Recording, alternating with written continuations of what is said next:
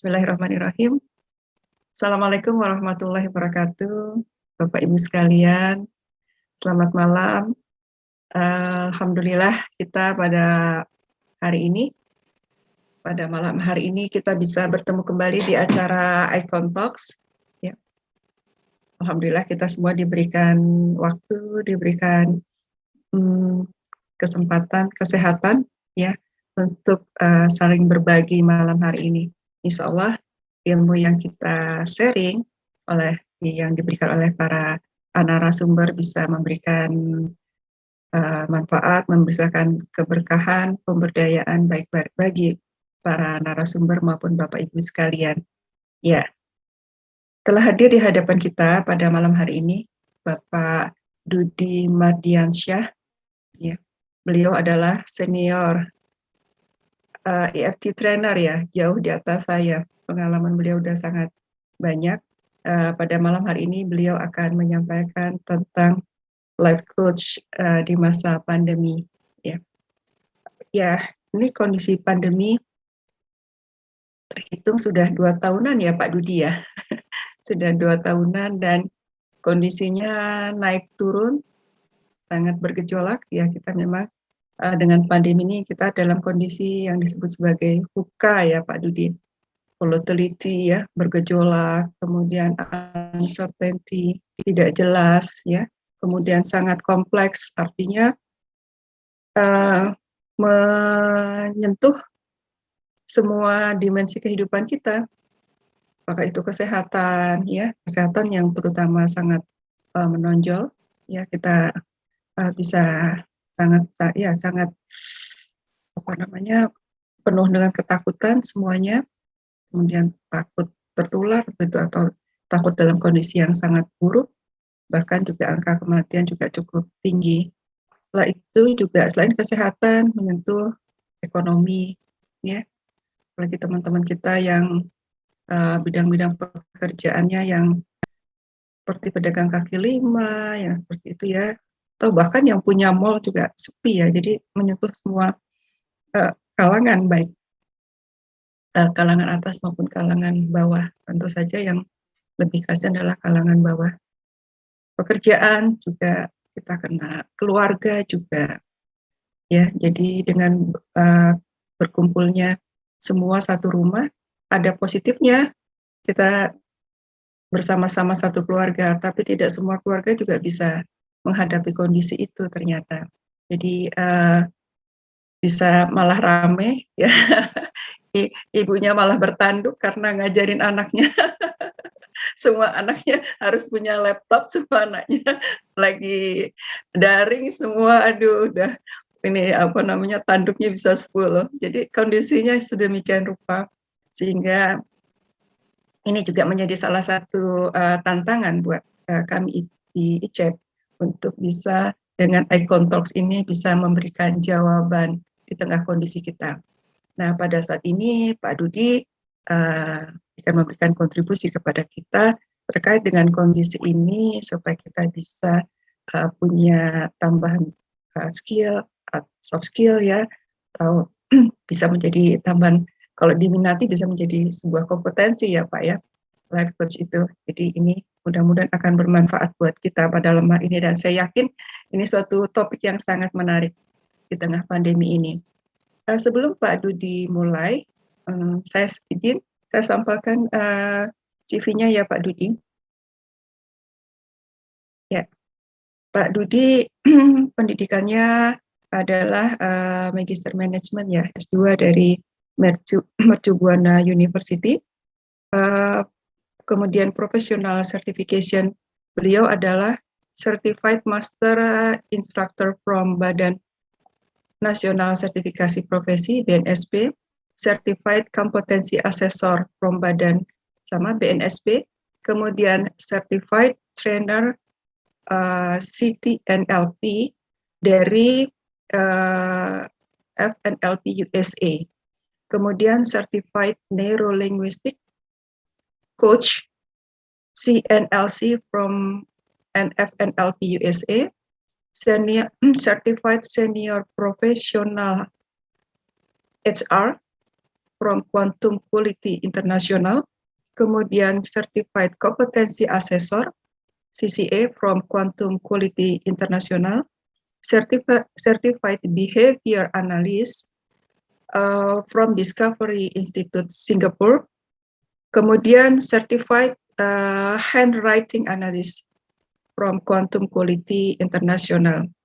Ada beberapa buku hasil karya beliau, yaitu Bangkit dari Dasar Jurang Kehidupan, kemudian Keajaiban Berperilaku Positif, dan kemudian adalah Kampanye yang Menghipnosis Audiens, cara yang dasar untuk mempengaruhi calon pemilih dengan komunikasi pikiran bawah sadar dan pola bahasa hipnosis. Oke, kemudian itu ya, saya rasa cukup beberapa sertifikasi yang dimiliki oleh Pak Dudi. Bapak sekarang aktivitasnya di mana, Pak, yang terkini, Pak Dudi? Bisa di-unmute, Pak. Oke. Untuk aktivitas terkini, yang pertama di HRNLP Internasional. Jadi dalam kondisi COVID ini kita membuat seperti modul-modul lain itu di HRNLP Internasional. Nah, kemudian aktivitas lainnya membuat ini juga sistem studi online di Universitas Terbuka. Jadi ini sebagai tutor di sana. Sama beberapa kali kadang ada yang konseling untuk selama ini ibaratnya selama pandemi COVID-19 ini, seperti itu. Mungkin aktivitas selama ini lebih ke sana, sambil agar ingin tahu bagaimana kondisi di lapangan COVID itu seperti apa. Jadi salah satu ini juga di kelurahan, jadi salah satu tim Satgas COVID-19 juga. Jadi karena ingin tahu seperti apa itu. Ternyata di balik itu nanti mungkin di tengah-tengah saya akan cerita seperti apa sesungguhnya di lapangan itu mungkin. Ya. Baik. Jadi di tengah pandemi ini juga Bapak bisa sangat produktif ya, Pak, ya, dengan harus produktif, ya. Sangat-sangat produktif. Dan kita juga tahu Pak Dudi punya ada handaya di kesehatan, tapi luar biasa. Ternyata sangat produktif di tengah pandemi ini. Baik, untuk menyingkat waktu, saya persilakan Pak Dudi untuk menyampaikan materinya. Oke. A'udzubillahi minasyaitonirrajim. Bismillahirrahmanirrahim. Alhamdulillah wa syukurillah. Asyhadu alla ilaha illallah wahdahu la syarikalah wa asyhadu anna Muhammadan abduhu wa rasuluh. Pertama-tama, puji syukur kehadirat Allah Subhanahu wa taala. Alhamdulillah kita semua bisa bertemu meskipun tidak bertemu langsung, namun bisa bertemu dengan hikmah dari Allah, yaitu bisa bertemu via Zoom ini. Karena justru dalam kondisi pandemi ini tidak semua orang bisa duduk seperti ini. Tidak semua orang bisa ngobrol-ngobrol seperti ini. Tidak semua orang bisa saling bertukar ilmu seperti ini. Bahkan untuk beberapa orang, sampai seperti tadi saya cerita, sampai beberapa orang, jangankan di satu kelurahan, Bu, di satu RW pun, sampai banyak yang menangis pada berebut tabung oksigen. Ada kalanya uangnya ada, tapi tabung sulit dicari. Ada kalanya di saat tabung itu ada, tapi ada yang tidak memiliki uang. Bahkan beberapa vitamin ada kalanya tidak mudah untuk dicari. Apapun itu, tentu saya yakin teman-teman di sini pernah mengalami. Dan alhamdulillah malam ini adalah syukur yang luar biasa karena kita bisa bersua di sini. Sama-sama intinya saling mengisi. Bukan hanya ilmu dari saya, justru di sini saya banyak belajar dari Dr. Endah, termasuk dari teman-teman semuanya. Salawat dan salam kita curahkan kepada junjungan kita Nabi Muhammad Sallallahu Alaihi Wasallam. Dan alhamdulillah juga tak terasa Mas Allah ya, justru kita mengisi di momen besok hari ulang tahun kemerdekaan RI ya. Oh iya Pak. Ya, Masya Allah tak terasa. Masya Allah. Yang 76 tahun. Yang ke 67 berapa? 76 ya? 76. Masya Allah yang ke 76 tahun. Semoga ini menjadi momentum juga kita benar-benar ibaratnya bisa tidak sekedar merdeka dari COVID, namun kita bisa ini Ya. juga ibaratnya itu bisa betul-betul mengambil hikmah dari COVID ini.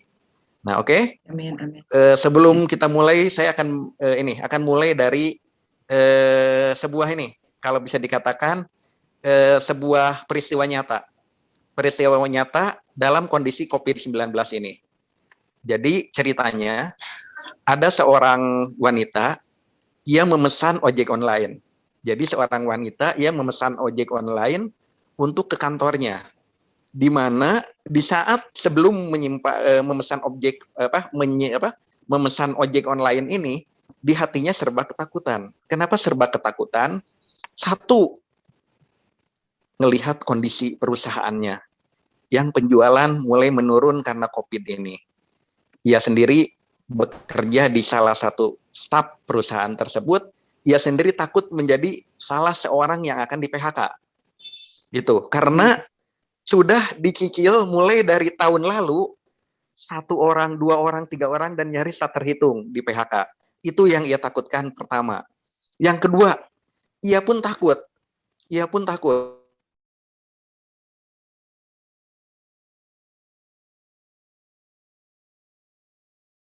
Sinyal ya, Pak Dudi.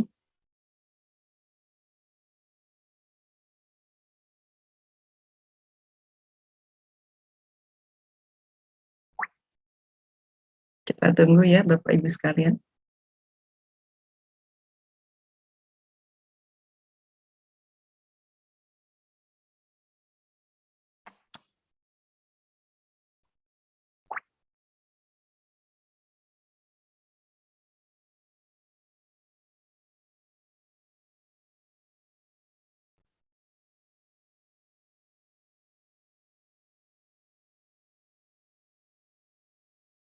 Oh, terlempar.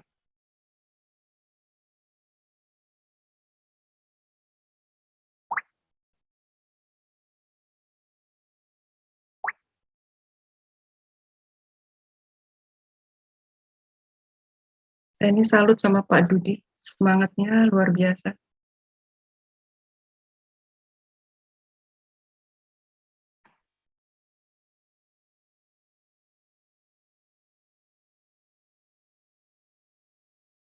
Udah mulai masuk.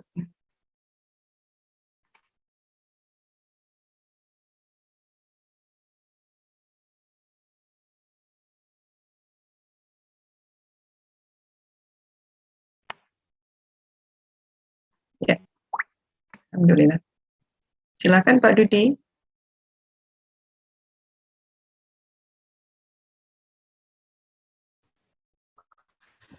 Ia pun takut di PHK. Nah, hingga akhirnya ia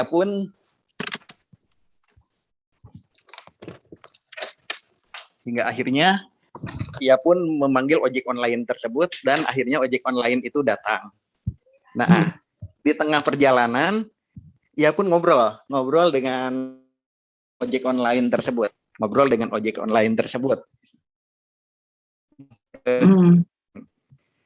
Abang ojek online mengatakan bahwa saya baru sekitar 7 bulanan di ojek online ini.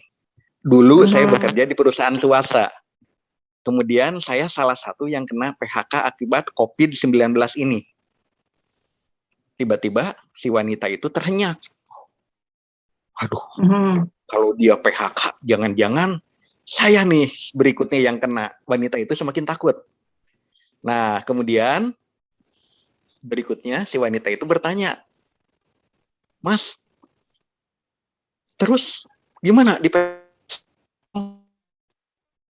ojek online itu berkata. Namun lama-kelamaan, hari pertama betul saya stres.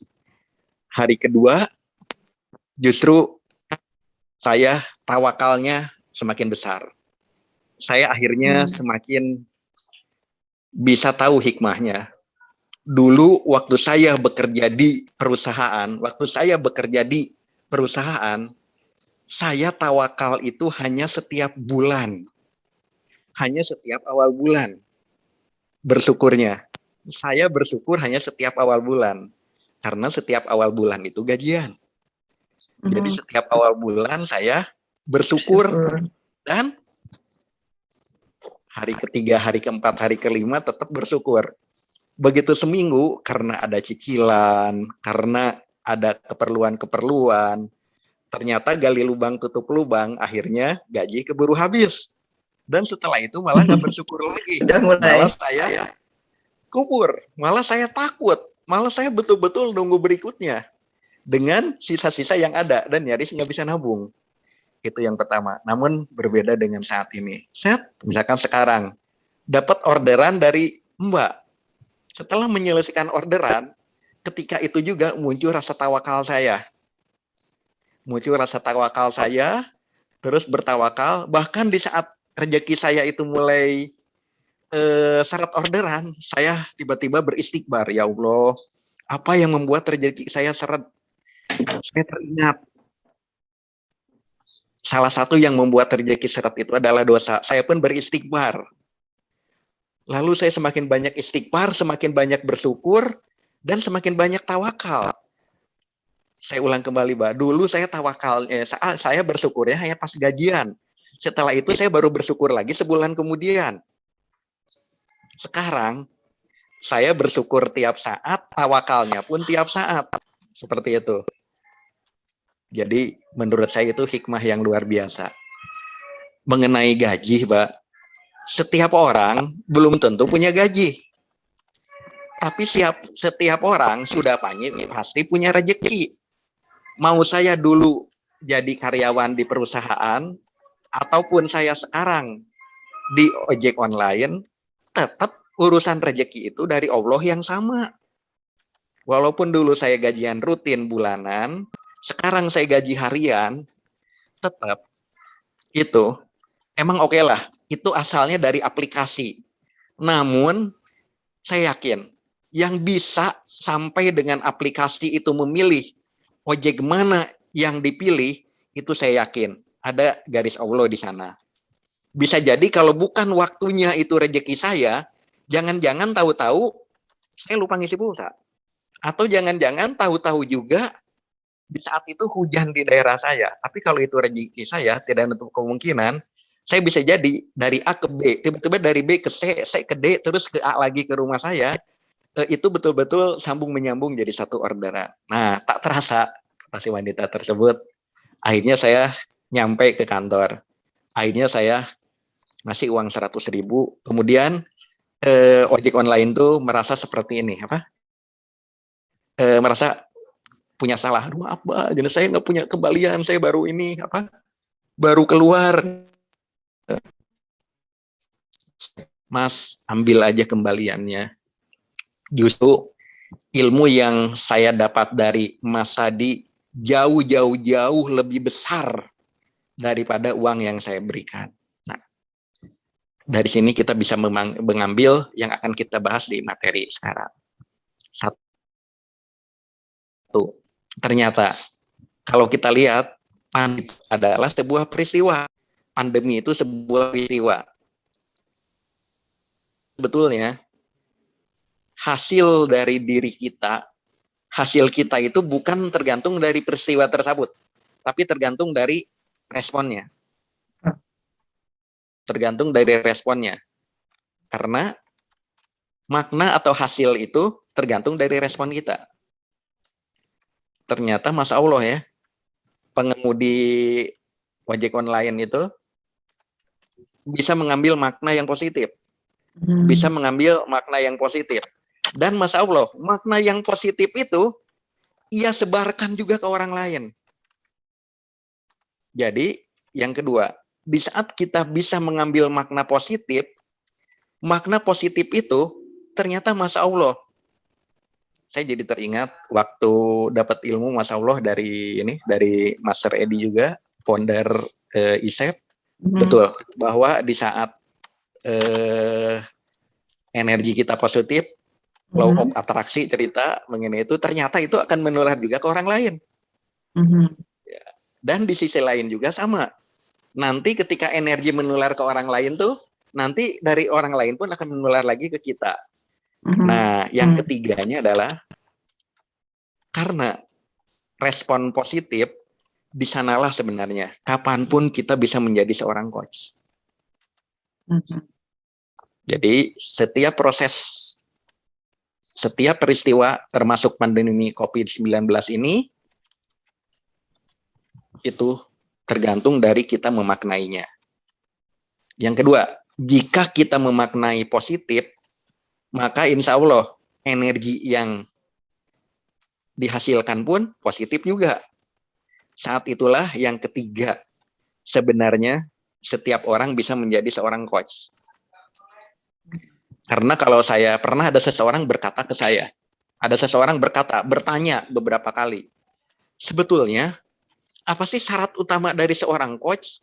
Kan sekarang banyak ya, coach berbasis apa, coach dari organisasi apa-apa. Namun ketika saya baca berbagai jenis coach tersebut, berbagai jenis pendekatan coach, ternyata kunci utamanya adalah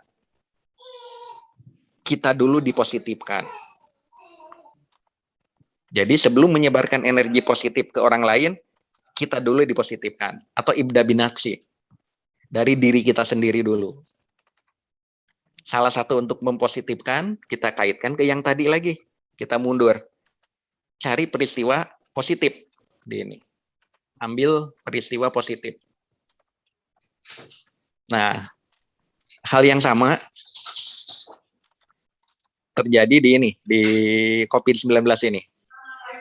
Di COVID-19 ini. Mungkin dulu ada banyak orang tua berpikir, waduh, si anak belajar di rumah. Kita otomatis harus tahu belajar matematika juga. Waduh, gimana ya katanya. Namun akhirnya kita maknai dengan positif. Mungkin dulu otak kita sudah lama tidak digunakan untuk hal-hal ini, Bu, Pak. Hal-hal yang menantang. Bisa jadi jaringan di sarafnya itu mungkin kalau tidak ada belajar di rumah, itu bisa jadi kita terlalu zona nyaman, menyerahkan anak ke guru. Tapi dengan adanya anak di rumah, praktis secara tidak langsung kita baca lagi, betul ya? Nggak kebayang ya, waduh, ini sih bukan sekedar PR anak, tapi PR orang tua juga. Dulu mungkin sekolahnya di sekolah, PR-nya di rumah. Ketika nggak ngerjain PR aja, ya anak paling dimarahin di sekolah. Kalau sekarang coba Pak Bu, sekolahnya di rumah, PR-nya di rumah, berarti semua pekerjaan rumah ya. Ya. Coba bayangkan, hingga akhirnya hikmahnya adalah si orang tua setidaknya sambungan-sambungan neuron ke otaknya itu akan semakin ini lagi di ini berkembang, dipaksa untuk ini. Dipaksa untuk nyambung dan ternyata lagi. Terpaksa untuk nyambung lagi dan ternyata alhamdulillah setidaknya dari pengalaman beberapa orang ya setidaknya lebih inilah akan lebih gesit atau bagaimana. Hal yang sama terjadi pada saya. Contoh misalkan ketika saya mungkin di sini ada yang sudah tahu atau belum ya. Dan kemarin karena saya sempat seperti ini, jadi saya ini juga nih, alhamdulillah sekarang ada kesempatan lagi bisa bersua di sini. Karena seharusnya itu saya dari bulan lalu ya, Bu Dokter Endah ya.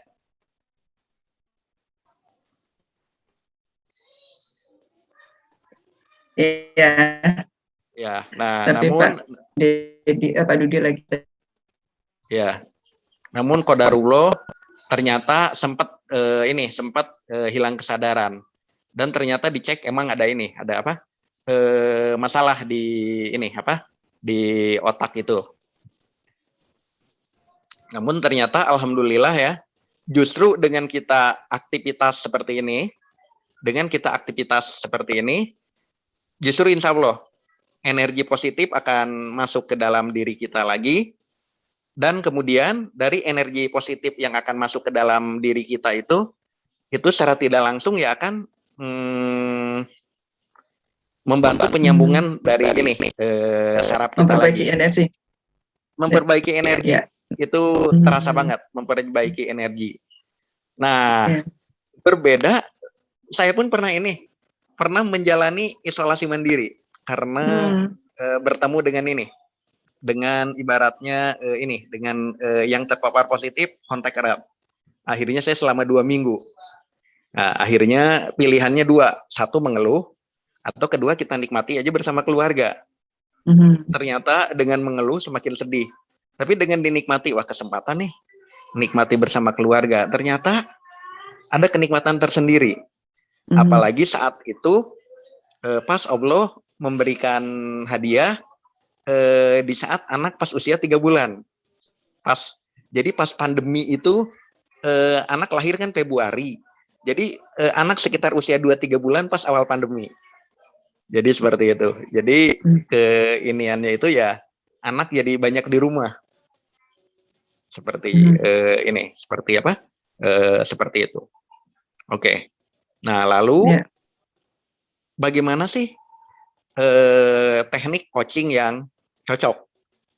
Kalau tadi lebih ke arah mindsetnya, lalu bagaimana teknik coaching yang cocok? Nah, sebenarnya banyak sekali model-model pendekatan coaching. Namun tadi sudah saya sampaikan, kunci utamanya adalah berawal dari diri sendiri. Jadi pada dasarnya kunci pertamanya berawal dari diri sendiri.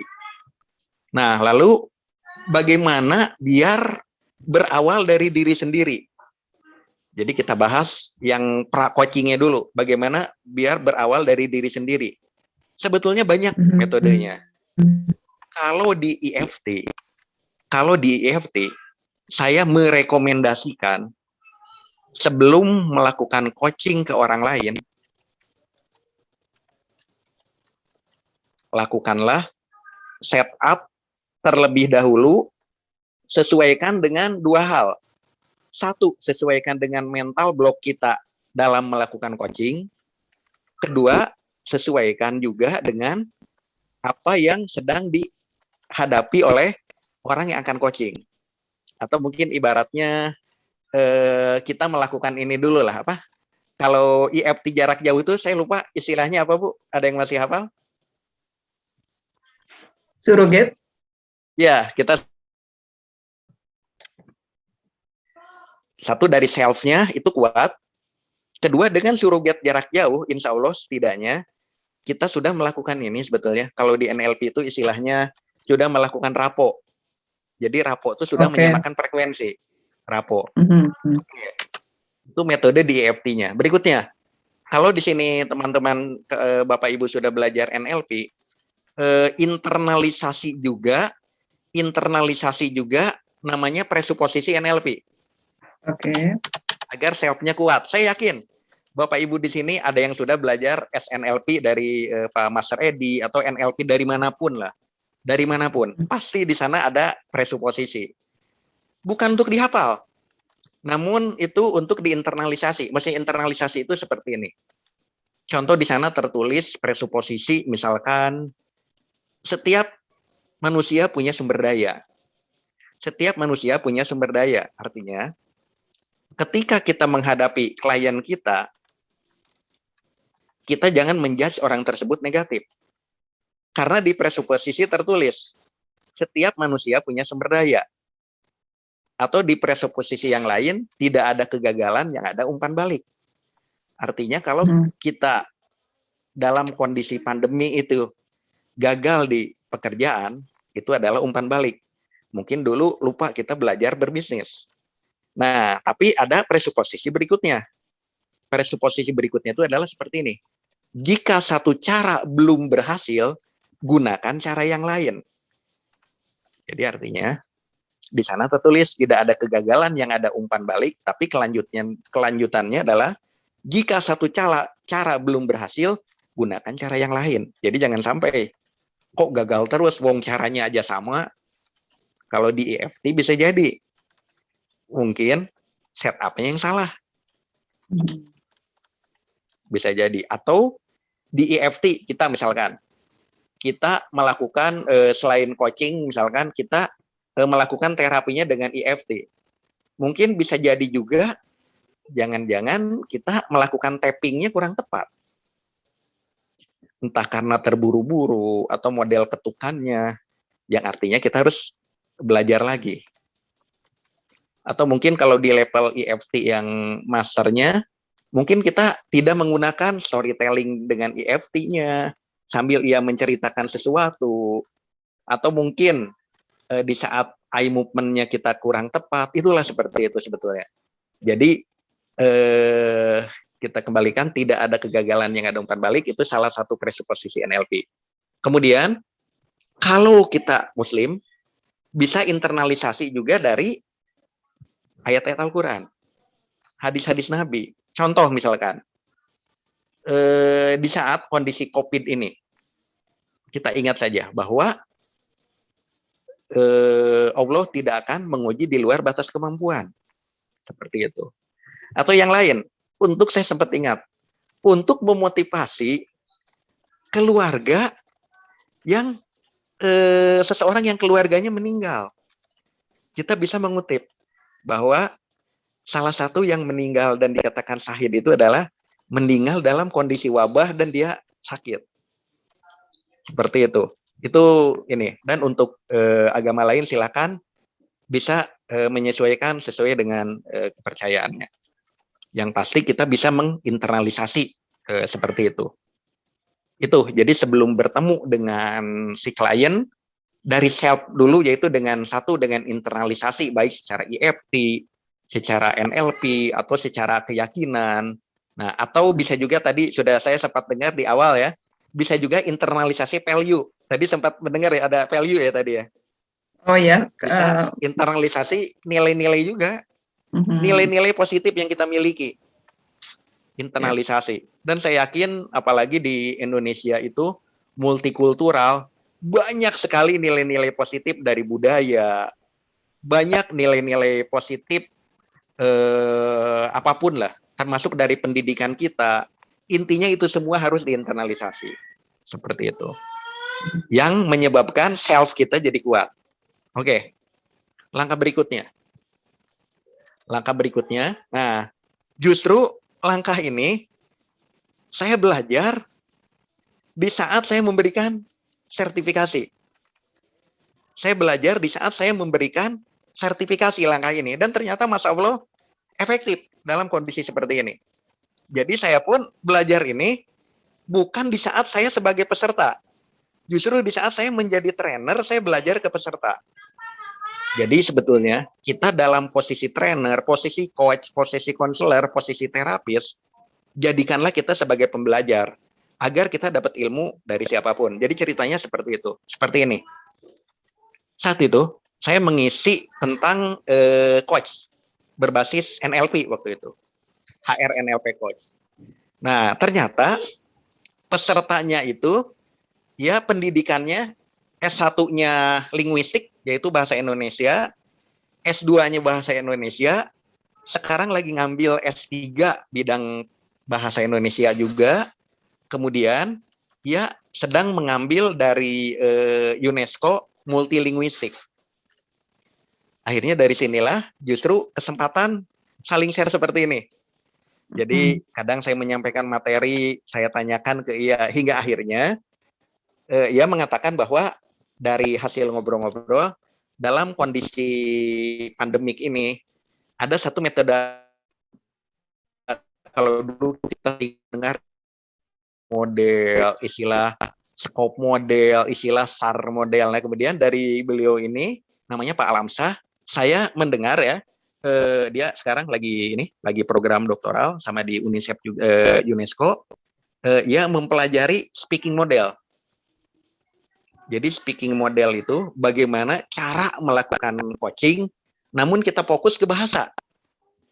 Kalau tadi kan Chef itu fokus ke neuronya ya. Dan selama ini mungkin lebih saya menerangkan unsur neuronya. Justru saya dapat ilmu bagaimana coaching secara linguistiknya. Agar saat pandemi ini pun jadi mudah dipahami. Oke. Caranya seperti ini. Jadi speaking itu ia katakan sebuah singkatan. Speaking itu ia katakan sebuah singkatan. Nah, ilmu ini kalau kita lihat itu dari ahli linguistik namanya Dale Himes. Jadi sebuah singkatan. Singkatannya itu disingkat speaking, S-nya itu adalah set up atau scan. Set up atau scan. Jadi setup atau scan ini, pertama, sebelum kita melakukan coaching, kita harus melakukan setup-nya itu seperti apa, scan-nya secane ya, scan seperti apa. Setup atau scan itu adalah waktunya di mana, tempatnya di mana, seperti itu. Jadi kita harus memutuskan waktunya di mana, tempatnya di mana. Namun hal ini saya gabung dengan NLP, Pak Bu. Karena di sana ada setup dan scan kan. Saya gabung juga seperti yang cerita saya di awal tadi. Lakukan juga setup jarak jauh. Agar setupnya bukan terjadi hanya secara sadar, tapi terjadi juga secara bawah sadar. Kalau setup tadi kan yang diminta adalah tentukan waktu dan tempat. Tapi saya tambah, lakukan juga setup EFT. Meskipun klien saya sekarang lagi menghadapi pandemi, dia ngerasa sulit dengan ekonomi, semoga dia pasrah dan ikhlas. Lakukan saja surrogate setup. Seperti itu. Itu untuk ke klien, ke diri kitanya. Meskipun sekarang saya dalam kondisi pandemi dan saya pun merasakan kesedihan yang sama, saya pasrah dan ikhlas. Saya yakin ini merupakan satu langkah untuk memajukan kita bersama. Seperti itu. Intinya setup yang ini kan apa? Memberdayakan. Oke, itu setup. S-nya ya, setup atau scan itu menentukan waktunya kapan, tempatnya kapan, di mana waktunya kapan, tempatnya di mana, termasuk setup EFT yang tadi. Oke. Yang kedua, P. Tadi kan S. Yang kedua P, karena disingkatkan speaking. P itu adalah tuliskan atau hafalkan atau apapun lah caranya. Profil partisipan kita atau personality-nya. P-nya itu. Kalau di tempat umum, kalau di banyak orang mungkin istilahnya. Kalau one to one mungkin istilahnya person atau personality seperti itu. Atau people. Intinya adalah profilnya. Baik profil dari partisipan, profil dari people, atau profil personality-nya.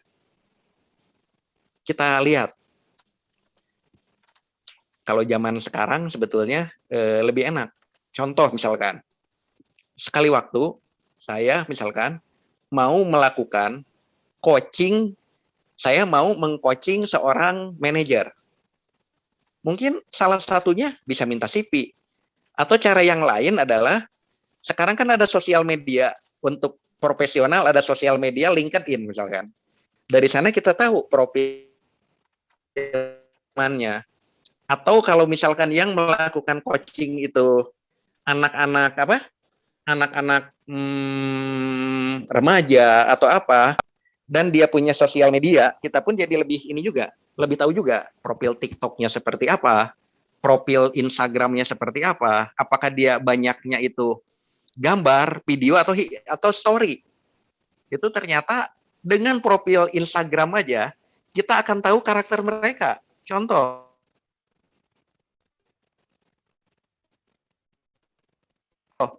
sebagai eksis sementara aja, saya lagi main di sini nih, dia senangnya Instagramnya story, dia tidak mau disimpan, tapi maunya bergaya sementara, setelah itu kehapus dalam 24 jam. Tetapi kalau orang itu senangnya itu sejarah, deskripsinya detail, sampai bisa dilihatnya berhari-hari, dan biasanya itu orang itu sulit untuk melupakan, dia senangnya itu bukan disimpan di story, tapi disimpan di di posting seperti itu. Sama Facebook juga. Jadi kita akan tahu itu profil P-nya. Kemudian E-nya. E-nya itu singkatan dari N. END, N, akhir. Maksudnya akhir tersebut adalah kita tentukan goal-nya. Goal dari coaching itu apa? Karena coaching itu bisa dibuat proses. Jadi kita tentukan goal akhir dari jangka panjangnya apa, goal saat itunya apa. Salah satu contoh begini, apalagi pandemi seperti sekarang ini ya, goalnya itu pasti ada kalanya kurang begitu jelas. Ada kalanya goal saat ini adalah goal bagaimana caranya ia tidak takut vaksin. Goal sebelumnya adalah goal bagaimana misalkan bukan sekedar tidak takut, tapi kadang kita menemukan orang yang fobia ini. Fobia apa? Istilahnya itu fobia jarum suntik, seperti itu. Tapi goal berikutnya lagi bukan goal ke arah fobia, tapi goal bagaimana caranya ia kembali dari work from home ke work from office misalkan. Kan keantengan di rumah, pasti begitu ke office lagi pasti harus adaptasi baru lagi. Dan orang tidak semuanya itu bisa beradaptasi. Itu N itu goal. Tentunya banyaklah cara untuk menggali goal. Banyaklah cara, berbagai cara. Bisa dengan teknik NLP, dan saya yakin waktu di EFT pun, waktu di EFT basic sebelum melakukan setup kita harus bertanya-tanya dulu, betul ya? Seperti itu, tentukan goal, itu E-nya. Kemudian A-nya adalah act atau action sequence. Setelah terbentuk goal tadi, kalau action sequence itu kita membuat planning. 5 menit pertama apa, 5 menit berikutnya apa, itu planning per coaching. Atau membuat planning jangka panjang. Coaching pertama apa, coaching kedua apa, coaching ketiga apa, seperti itu. Dalam kondisi pandemi ini, itu bisa jadi juga ada istilahnya coaching selama isolasi mandiri. Artinya kita melakukan coaching by telepon, kita dengan konseling. Kemudian kita tanya juga sudah bagaimana sudah logistiknya, apanya. Karena saya di Satgas juga kebetulan. Ternyata dengan menerapkan ternyata kuncinya seperti ini. Dalam kondisi pandemi COVID-19 ini, orang yang isolasi mandiri ditanya kabar pun itu memotivasi luar biasa. Dan secara nggak langsung kita sudah melakukan pra-coaching dalam kondisi seperti ini. Jadi setelah Bapak Ibu mengikuti ngobrol-ngobrol saat ini, cobalah tugas yang sederhananya adalah sapa siapapun dengan menyalakan energi lakukan segala, dan ternyata setelahnya banyak ucapan justru imun saya meningkat setelah disapin.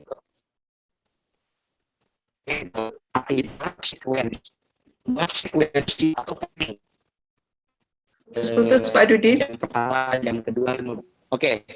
Putus-putus Pak. Sudah jelas tadi? Belum, masih putus-putus. Oke, sudah lebih jelas sekarang? Ya, lebih jelas. Oke. Jadi sekuensial tuh A-nya membuat planning action, baik per coaching ataupun secara keseluruhan. Seperti itu, A-nya itu. Tadi sudah dibahas ya. Oke. Kemudian setelah A berarti apa kira-kira? Karena speaking, berarti menurut Bapak Ibu setelah A huruf apa kira-kira? K, huruf K. K itu adalah key, kunci. Oke.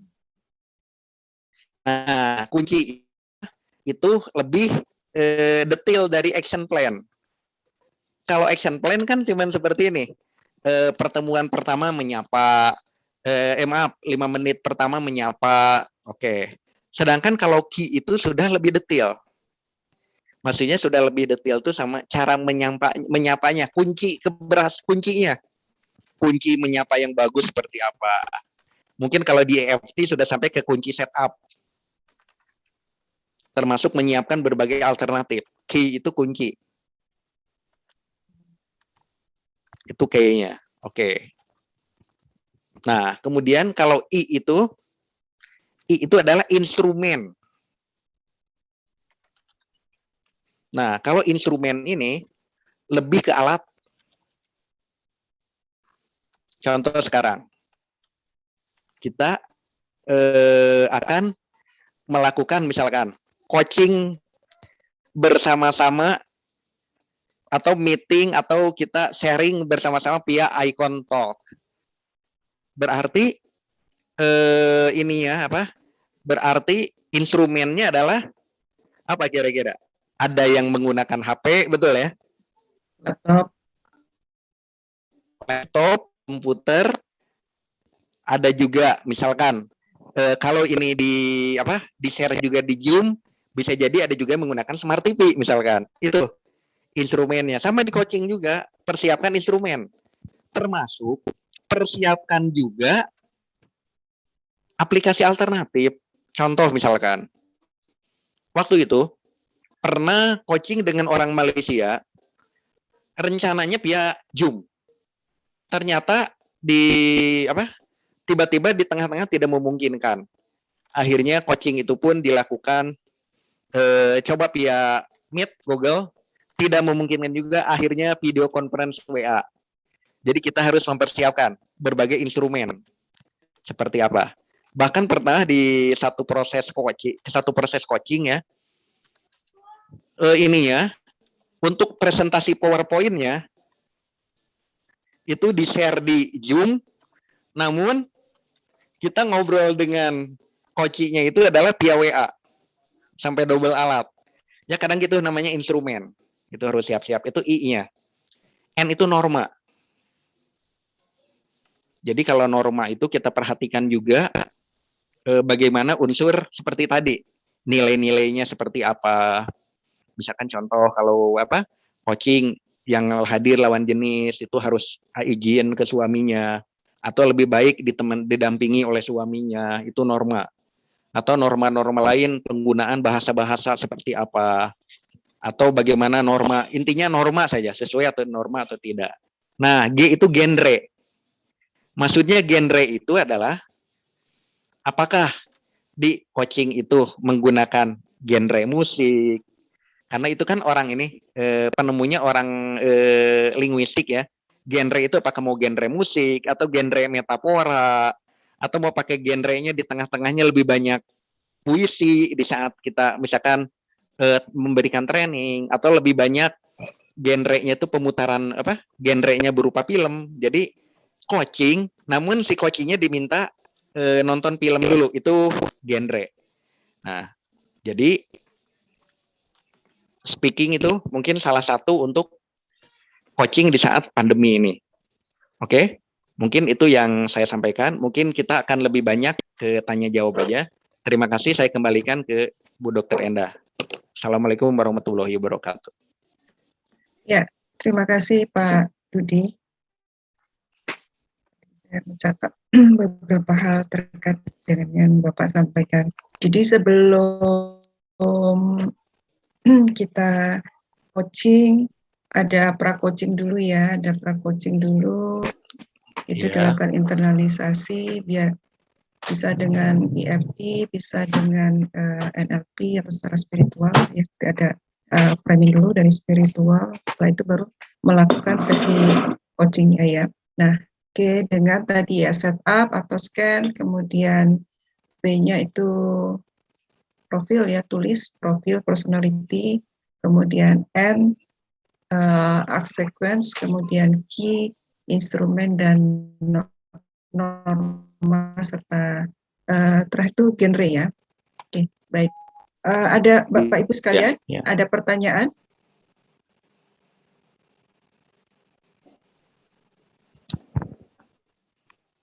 Silakan Bapak Ibu sekalian. Sebentar, ada SN.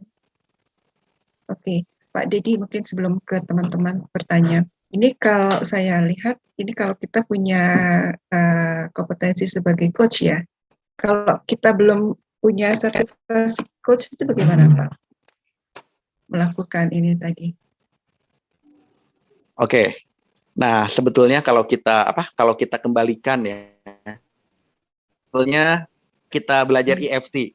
Di saat kita belajar EFT, sebenarnya kita pun secara tidak langsung ya punya kompetensi dasar sebagai coach, yaitu di saat kita bertanya ini kan Bu, bertanya keluhannya apa, betul?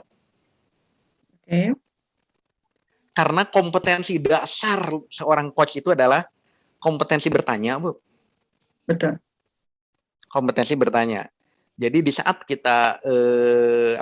istilahnya sebagai profesi NLP ya, EFT profesional, kita pun sudah punya kompetensi sebagai coach ini. Nah, namun adalah bisa saja coach berbasis EFT.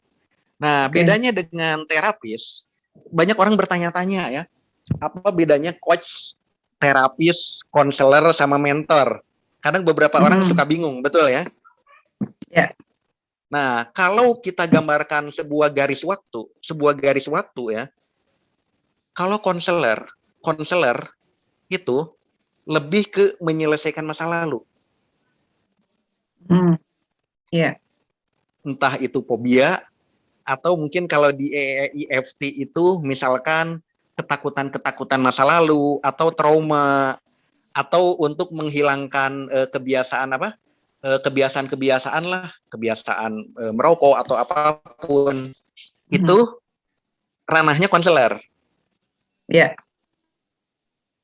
Artinya di NLP pun kita bisa menjadi konselor. Tekniknya adalah NLP. Yeah. Di EFT sama, tekniknya EFT. Khasnya adalah tapping dengan setup. Yeah. Nah, kemudian berikutnya, perbedaan dengan coaching. Kalau coaching ini fokusnya adalah ke pertanyaan ini, Bu, Pak.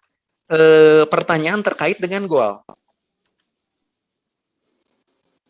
Jadi ditanya goalnya apa? Serta mental blocknya ketika mengejar goal tersebut. Tantangannya apa? Berarti kita ulang kembali, sebenarnya di saat Bapak Ibu di sini bertanya kepada seseorang tentang goalnya apa, sumber daya yang dimiliki orang tersebut apa, kemudian kita tanya juga proyeksi ke depan, kira-kira tantangannya apa. Dan setiap tantangan kita selesaikan dengan setup dan tapping, itu kita sudah melakukan coaching berbasis EFT. Karena kuncinya adalah, saya ulang kembali, goalnya apa, secara spesifik, goalnya apa, kemudian kita proyeksikan ke depan, tantangannya apa saja. Kan akan muncul rasa takut. Nah, rasa takutnya itu diselesaikan dengan EFT. Gitu. Nah, namun di saat kita ingin sertifikasi coach yang lebih mendalam lagi, contoh misalkan, kita kan otomatis kalau sebagai bisnis coach, setidaknya kita harus mempelajari unsur bisnis, betul ya? Ya. Artinya kita setidaknya tahu basic bisnis, berarti artinya kita harus ikut sertifikasi atau belajarnya bisnis coach. Kemudian kalau misalkan ingin memperdalam dan mengaku sebagai praktisi NLP coach, itu artinya kita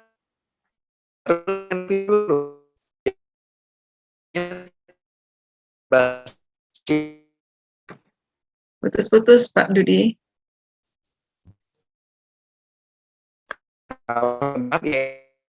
Akan muncul berlahiran EFT coach.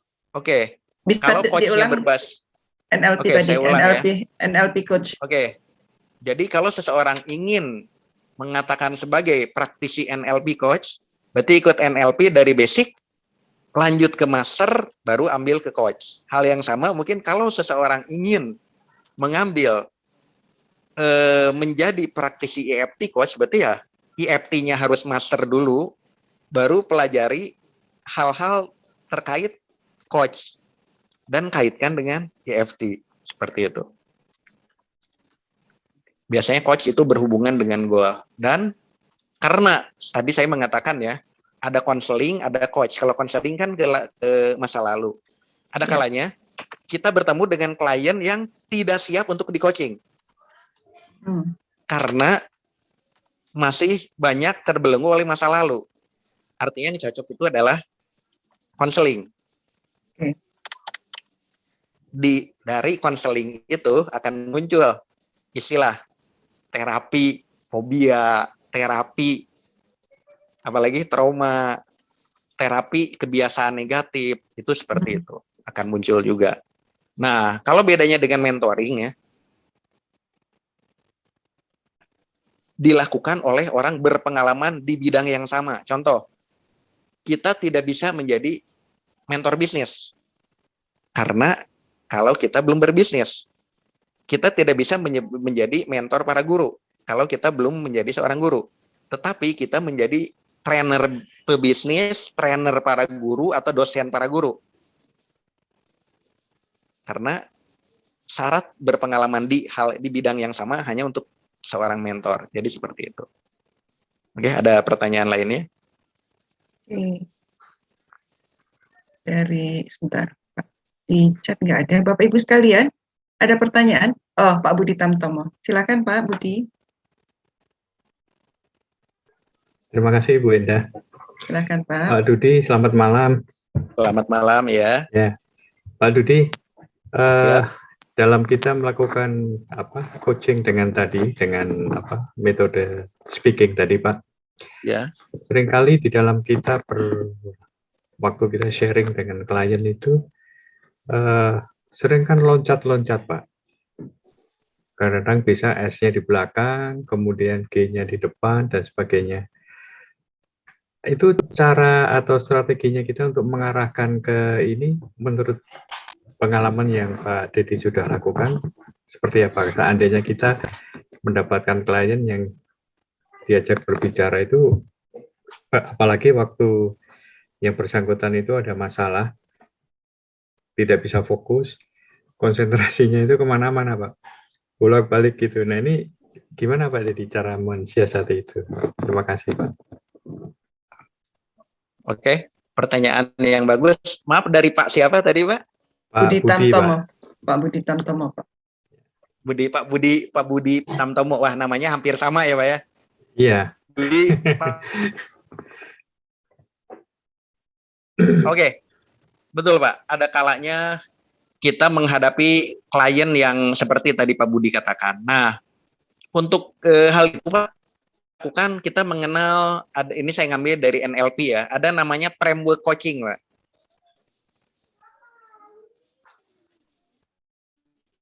Coaching.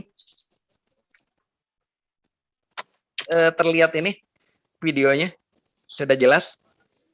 Belum Pak. Oke, sekarang sudah jelas? Belum. Bapak share video? Enggak share video, maksudnya suara saja. Sudah jelas ya? Sudah, suaranya Bapak jelas. Oke. Jadi kita bisa menggunakan dengan coaching dengan menggunakan NLP framework. Jadi NLP framework itu seperti ini Pak. Ada 4 framework coaching berbasis NLP. Yang pertama adalah rapport. Rapport itu pendekatan Pak. Jadi rapport pendekatan itu yang sederhananya seperti ini.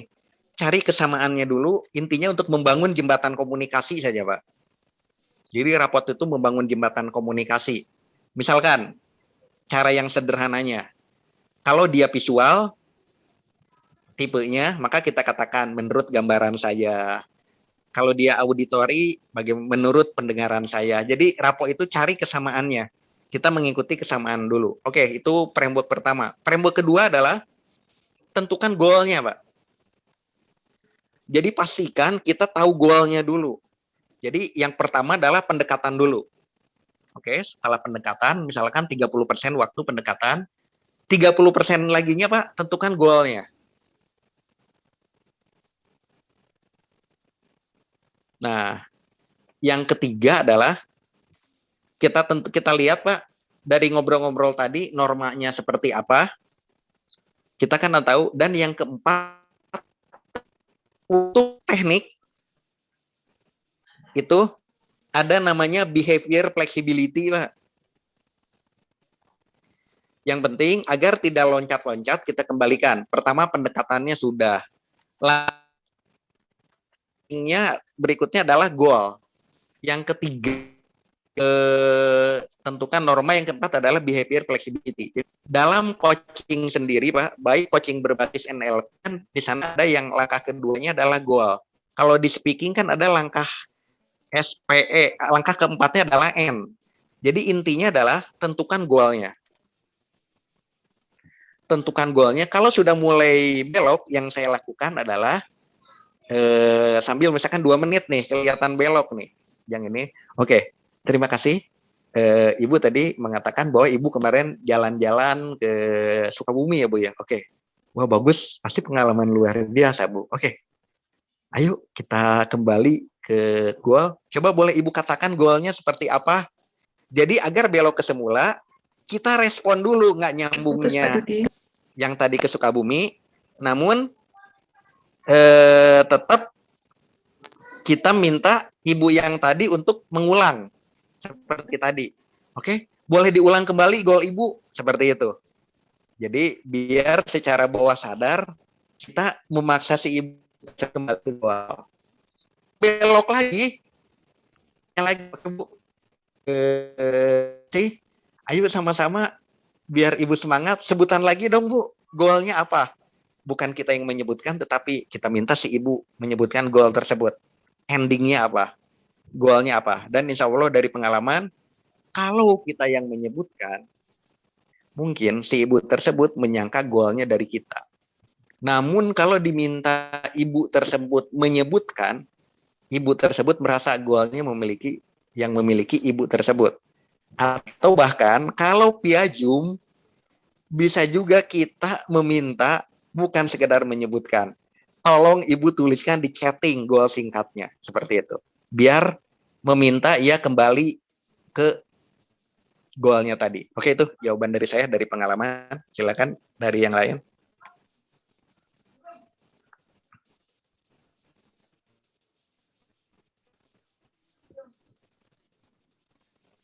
Cukup Pak Budi.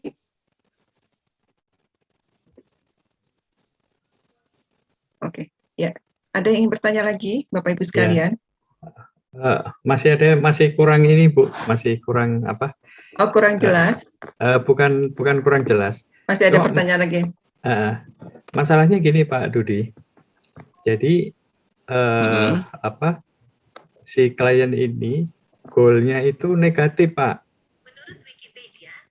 Oke. Jadi sudah dicoba diarahin ini barangkali masalah yang dihadapi sangat pelik gitu, sehingga goal yang ada di dalam setelah kita sharing kita ini itu goalnya itu negatif Pak Dudi. Jadi kita juga kesulitan ini kan, biasanya kalau ini kan ingin memecahkan masalah nih. Nah ini goal yang diinginkan itu goal yang negatif. Jadi sudah coba akhirnya ya tidak kita teruskan untuk mereka untuk berpikir dulu. Yang saya lakukan seperti itu Pak. Apakah itu cara yang benar Pak? Seperti itu Pak. Oke. Nah, saya jadi teringat Pak, ada salah satu presuposisi ya. Nah, presuposisi adalah seperti ini. Setiap perilaku bermanfaat pada konteks tertentu. Nah, untuk hal itu Pak, yang kita lakukan adalah seperti ini. Contoh misalkan, ada seseorang punya goal Pak. Punya goalnya itu adalah datang coaching. Ini contoh Pak. Punya goal. Nah, goalnya itu unik Pak. Saya ingin menambah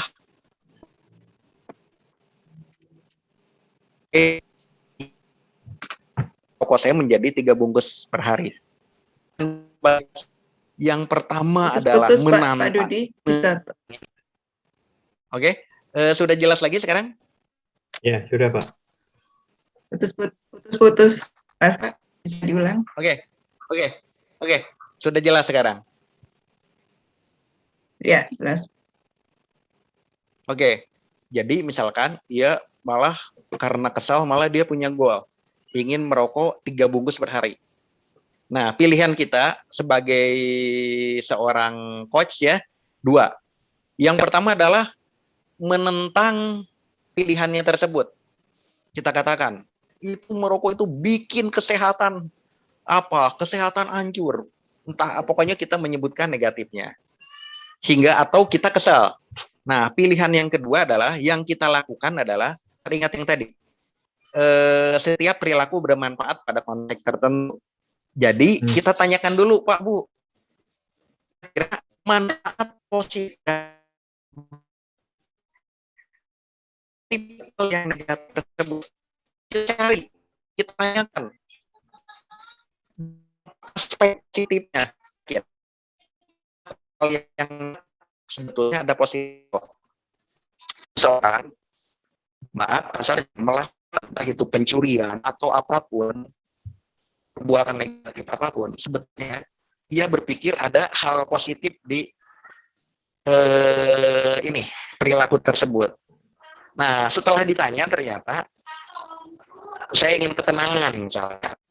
Nah, lalu kuncinya dalam kondisi rileks ya, harus dilakukan kondisi rileks. Setelah itu atau kondisi yang tadi rapok dengan kita dari ngobrol-ngobrol. Nah, setelah itu kita tanya lagi, oke, Bu, Pak, kira-kira silakan Bapak sebutkan 3 hal selain merokok apa sih yang bisa membuat Bapak rileks.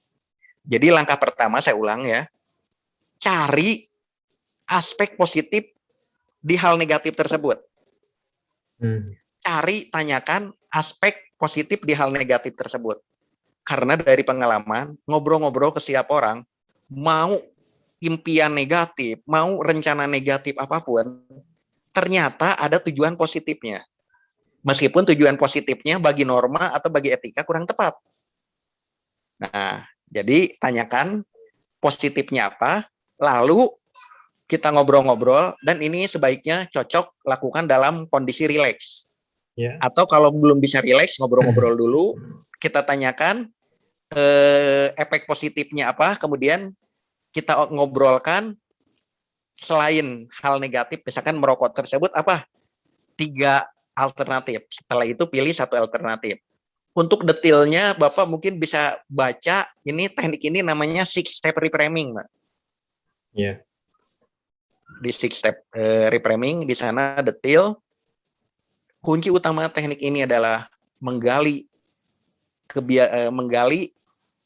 positif dari hal negatif tersebut, sama menggali penggantinya. Dan itu semua bukan dari kita, Pak.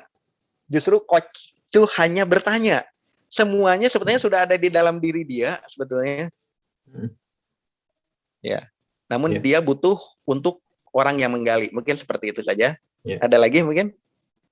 Makasih Pak Dudi.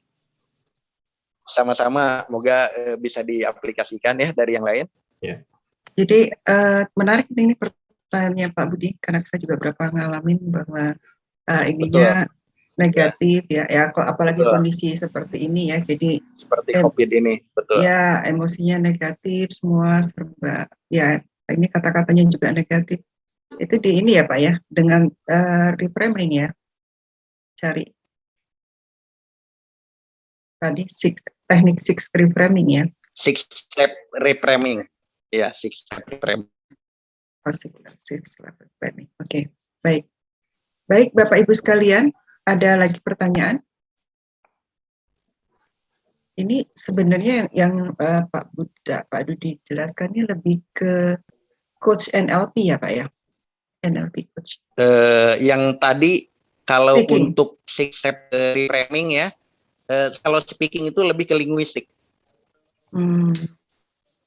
Lebih ke arah linguistiknya.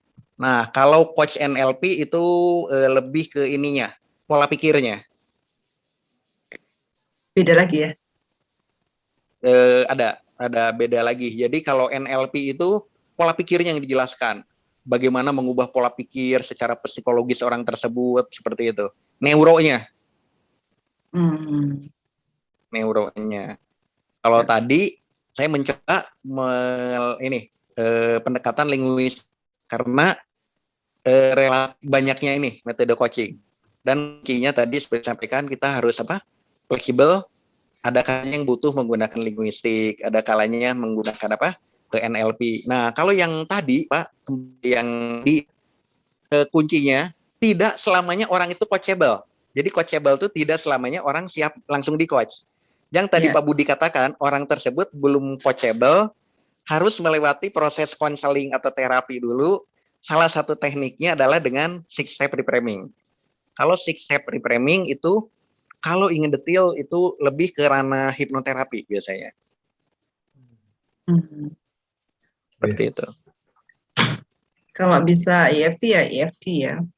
Kalau bisa EFT, lakukan dengan EFT. Yang negatifnya itu jadikan setup-nya, bisa. Apalagi Masya Allah ya, sebetulnya semua ilmu tuh saling keterkaitan. Bahkan penemu EFT sendiri adalah master NLP, betul ya Bu ya?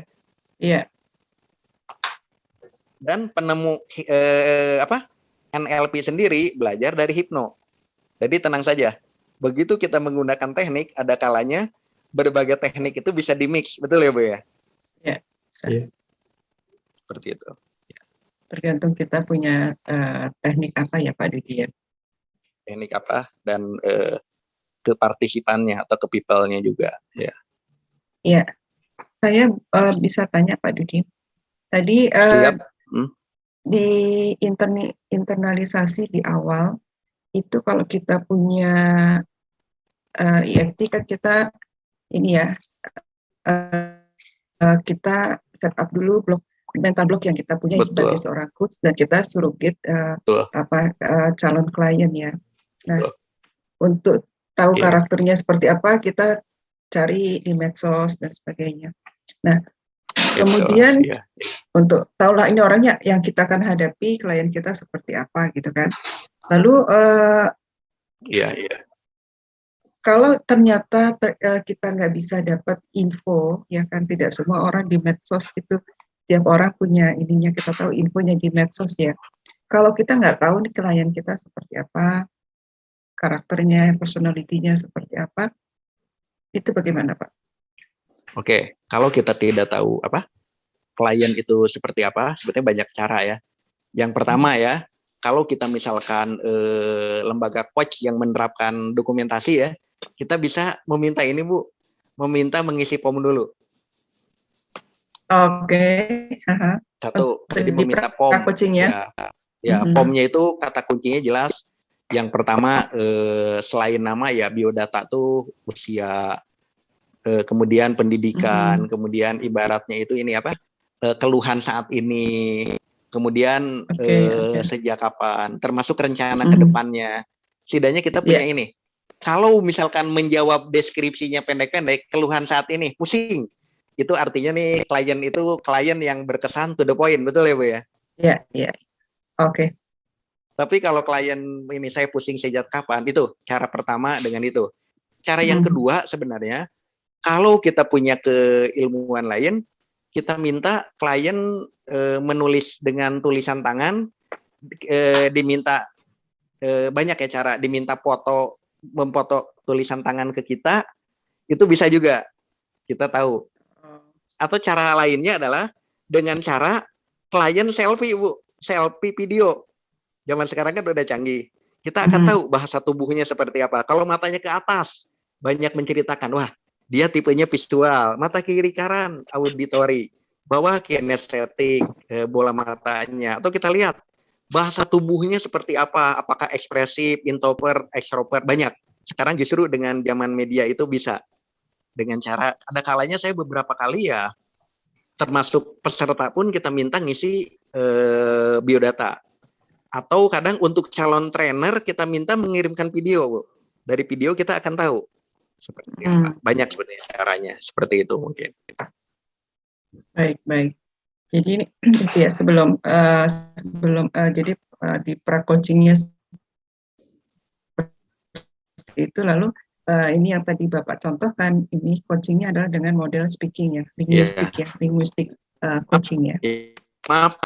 Maksudnya fleksibel itu ada kalanya bisa kita lakukan, namun dalam kondisi emergensi ada kalanya misalkan dia benar-benar butuh, ada kalanya kita langsung komunikasi.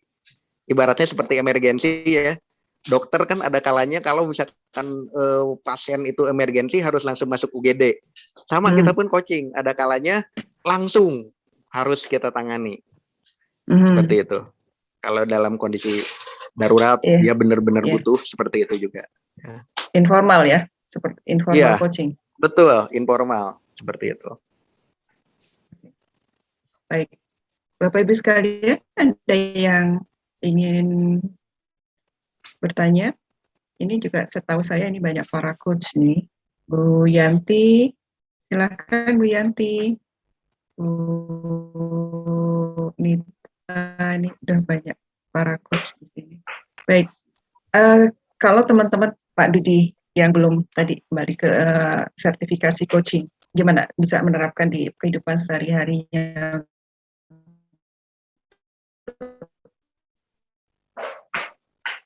Oke. Seperti yang tadi Bapak jelaskan. Oke. Kalau misalkan teman-teman belum sertifikasi coach, namun ingin menerapkan di kehidupan sehari-hari, bisa berawal dari diri sendiri dulu.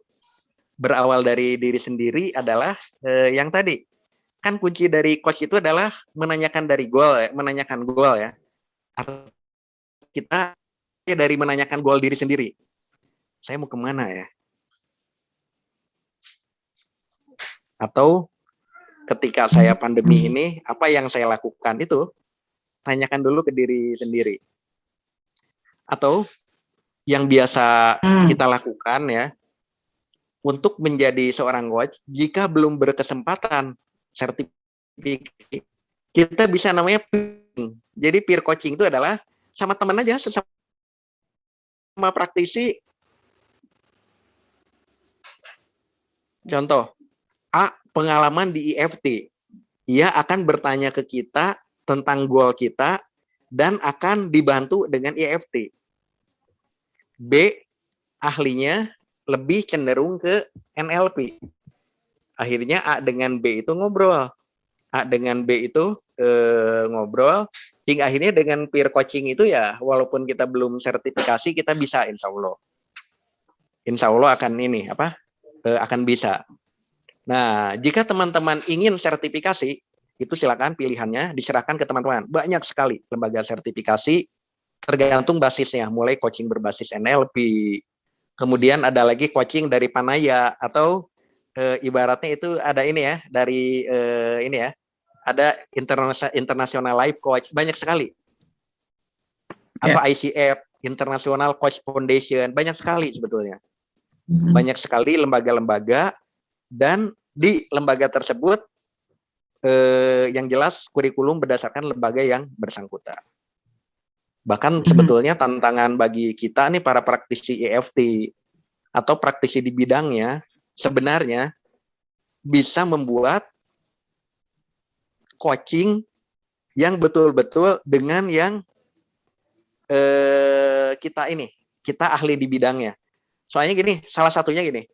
Sekitar 3 tahun yang lalu, saya pernah mengobrol di mana dengan seseorang, yaitu S1-nya pendidikan Islam, S2-nya pendidikan Islam, kemudian ngambil bahasa Arab juga, tetapi dia menyenangi bidang-bidang seperti NLP, HR, kemudian akhirnya dia membuat buku. Bukunya adalah Ensiklopedi Pengobatan Islami. Coaching secara Islami. Karena dia lihat, wah ternyata belum ada. Terus akhirnya dia ngambil ini. Dia akhirnya membuat sertifikasi. Certified-nya adalah Certified Islamic Psikoterapi. Syarat pesertanya adalah 1 psikolog atau 2 orang yang pendidikan Islam. Jadi karena ya Islamic psikoterapi, otomatis ya prerequisite pesertanya pun berbeda. Jadi seperti itu.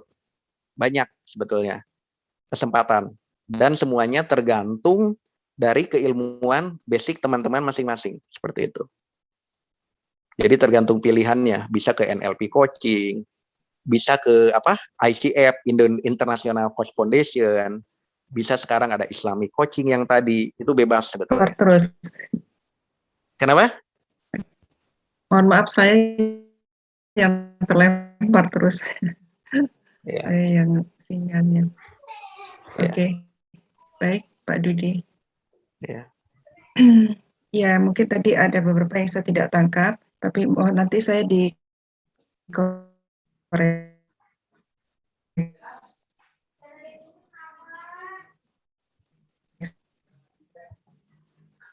Ya. Ya, suaranya putus-putus. Uh,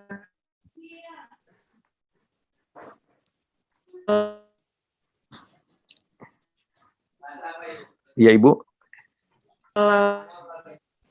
Kita Maaf, sudah ada ya, sertifikat. Kedengaran, Bapak Ibu sekalian? Kedengaran, baru kedengar. Ya.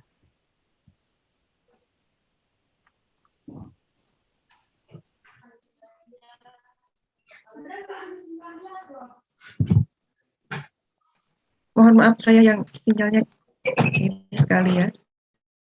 Ya. Baik.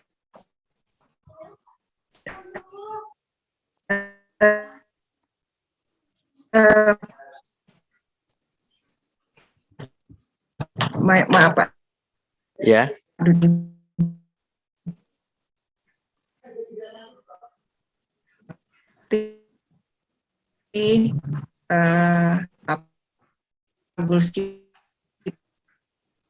Maaf, suaranya putus-putus.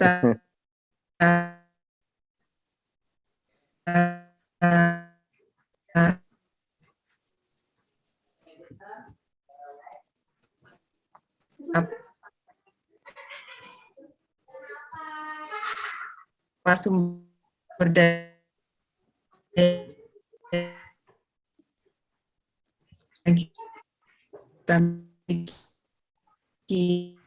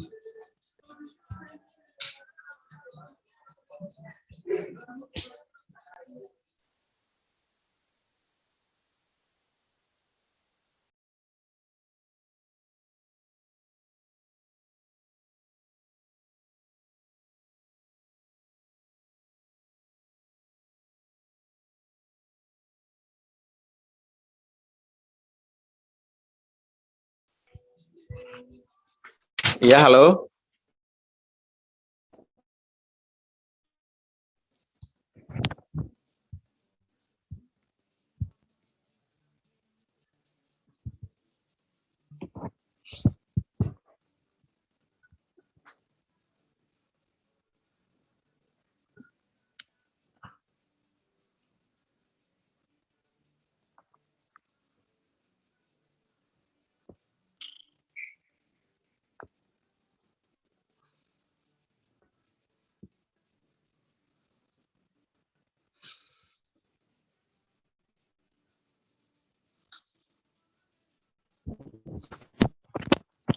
Ya, halo. Halo.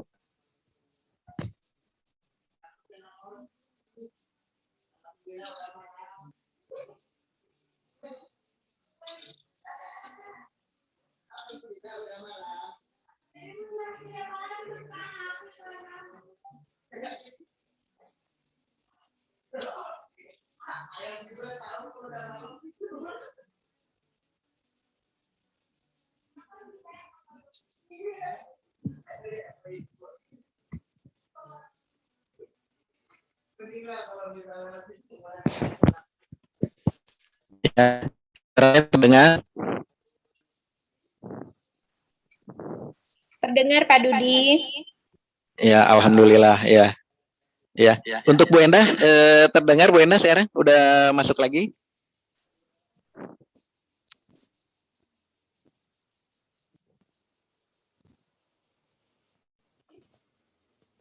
Oke, kalau gitu ada pertanyaan lagi karena ini atau bagaimana karena tadi saya tidak mendengar suara ini dari suara Bu Dokter Endah kira-kira beberapa menit tidak terdengar oleh saya atau ada teman-teman yang mendengar mungkin ada pertanyaan.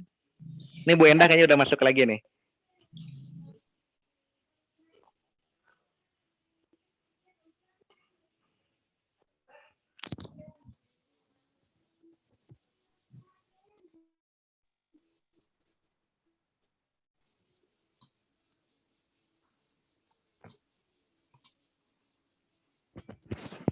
Oke, mungkin ada pertanyaan lagi dari teman-teman.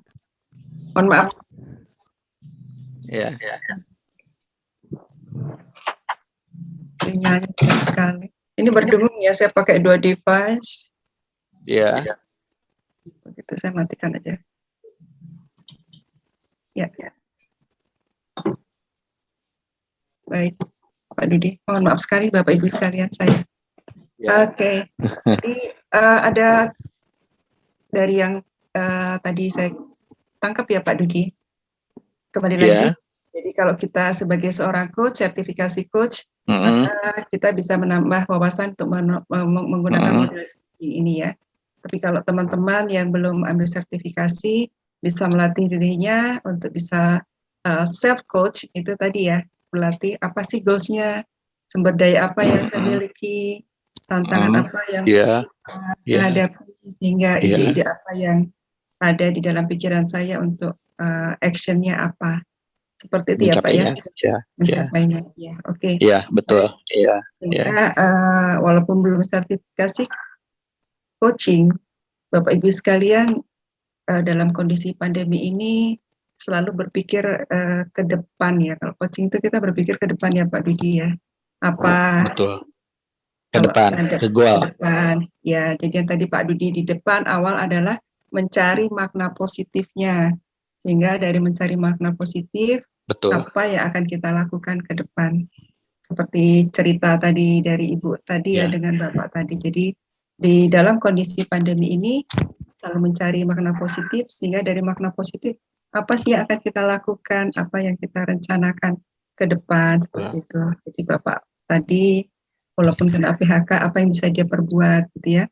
Kemudian dia melakukan jadi super ojek dan itu adalah salah satu berpikir ke depan. Nah, untuk terus kita berpikir ke depan dengan metode pendekatan coaching ini bisa sangat membantu untuk kita selalu bisa berpikir positif. Tentu saja kita bisa, insya Allah kita bisa survive ya Pak ya. Oke, ada pertanyaan lagi Bapak Ibu sekalian? Oh, Pak Bastaman, silakan Pak Bastaman, silakan Pak.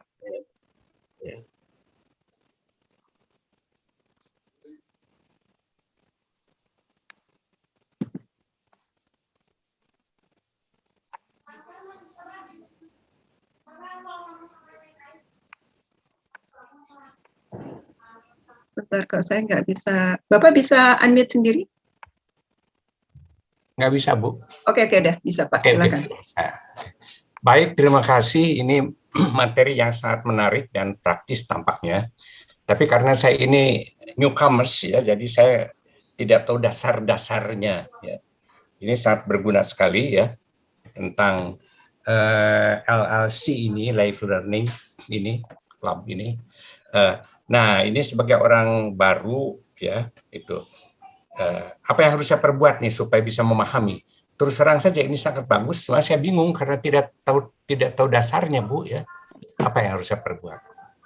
Jadi artinya saya kan harus belajar dari dasar dulu ya. Ini masuk EFT juga baru akan nih, baru besok saya mau, minggu ini barangkali itu. Nah ini bagus sekali ya. Ini NLP ya, Bu ya? Ya, kami ini komunitas EFT, Pak. Jadi ikon ini komunitas EFT. EFT itu adalah Emotional Freedom Technique. Ya, bagaimana kita memiliki satu teknik untuk kita bisa merilis emosi kita.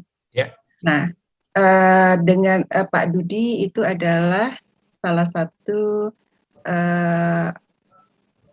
certified EFT trainers. Jadi, nah rata-rata yang memberikan sharing di acara Icon, kalau hari Senin Icon ya Pak, ICEP Conference Talks. Jadi, kalau hari Senin ini kebanyakan adalah EFT trainer maupun yang level 3, yaitu biasanya yang sharing seputar semua dimensi kehidupan. Apakah intinya adalah kita learning, kita berkembang, tapi bisa dari aspek keuangan, spiritual, kesehatan, kemudian keluarga, semua aspek kita akan bahas di acara Icon ini. Nah, sekarang kayak Pak Dudi ini membahas bagaimana kita bisa menghadapi pandemi dari segi life coach, ya Pak. Itu juga sering kita bahas. Kemudian LLC itu di hari Selasa adalah Life Learning Club. Life Learning Club ini sebenarnya ini yang berbeda, tapi karena satu founder, kita biasanya topik-topiknya hampir sama, tapi bisa kalau di LLC itu bisa tidak dikaitkan dengan EFT, lebih bebas. Intinya adalah learning, betul-betul learning kalau di LLC. Pembicaranya juga bisa di luar dari LLC. Nah, terima kasih Pak Bastaman sudah bisa bergabung dengan kami. Ya. Kalau Bapak ingin lebih, istilahnya mungkin lebih nyambung dengan pembicaraan kami, Bapak bisa ambil kelas EFT yang lebih awal, supaya karena kita banyak mengaitkan segala sesuatunya tadi dengan EFT. Itu saran saya. Ya. Nah, kalau Bapak mau tetap ikut, lalu ingin lebih dalam lagi, bisa kontak saya bagaimana bisa lebih ini lagi dengan apa yang menjadi pembicaraan di kami. Tapi dengan Bapak rajin saja, Pak Bastaman, ikut, lama-lama bisa lebih familiar lah apa sih topiknya, seperti apa, gitu Pak. Ya, tapi keinginan Pak Bastaman untuk bisa, ini apa sih aku nggak, itu luar biasa tuh, suatu keinginan yang sangat tinggi untuk bisa masuk ke topik-topik yang ada kami bahas. Mungkin langkah awal yang paling ini adalah EFT, ada kelasnya dari Pak Edi Eskandar, founder dari EFT Center. Nah, di situ juga Bapak selain tahu ilmunya, itu juga akan bisa diterapkan dalam kehidupan sehari-hari kita dalam segala aspeknya. Karena emotional freedom ini sangat, kami para praktisi sangat banyak dengan kita merilis emosi, itu dari segi kesehatan, juga sangat membantu. Kemudian dari semua mental block kita juga sangat membantu, dan kita kalau bisa melakukan ini, kita juga bisa sharing kepada orang lain, bisa bermanfaat buat orang lain. Gitu Pak Bastaman? Ya, boleh tanya, masih tanya boleh Bu? Boleh Pak. Ya. Satu ini pertanyaan. Jadi dasarnya EFT ya Bu ya? Iya, Emotional Freedom Technique. Ya insya Allah saya akan ikut ya, yang akan datang ini untuk ikut pelatihannya ya itu. Tapi barangkali ada satu buku rujukan yang bisa saya pelajari, itu buku apa? Tadi saya dengar Pak Dudi itu punya buku yang judulnya sangat menarik sekali. Nah, untuk pemahaman dasar itu buku apa, Bu? Yang perlu saya baca di mana dapatnya? Gitu. Kalau buku yang sangat mendasar, kita biasanya baca punyanya Pak Edi Iskandar. Ada Pak buku Miracle of Trust, tapi sekarang bukunya masih ada nggak ya beliau? Itu dia. Nanti saya ini kan, Bapak. Ya, saya boleh dapat bukunya melalui Ibu. Baik, nanti saya. Bapak chat di chat nomor HP-nya Pak Bastaman. Bapak udah masuk grup Icon? Belum, Bu. Saya baru. Oke. Baru gabung ya. Kali aja, menyaksikan beberapa kali. Baik, Pak Bastaman tolong chat di nomor HP-nya, nanti saya japri Bapak untuk kebutuhan Bapak tadi. Iya. Bapak tolong chat ya, ini nomor HP Bapak. Iya. Saya tunggu ya Pak. Ya, sekarang aja gampang. Oke. Ada lagi Pak Bastaman? Sudah, terima kasih Bu. Sama-sama Pak Bastaman. Bu Endah ya? Ya, oke. Baik Bapak Ibu sekalian, tadi Pak Dudi sudah sampaikan terkait dengan life coach di masa pandemi ini. Pak Dudi bisa closing statement Pak untuk kita mengakhiri acara kita malam hari ini. Ya, terima kasih buat semuanya. Oke, Bapak Ibu semuanya.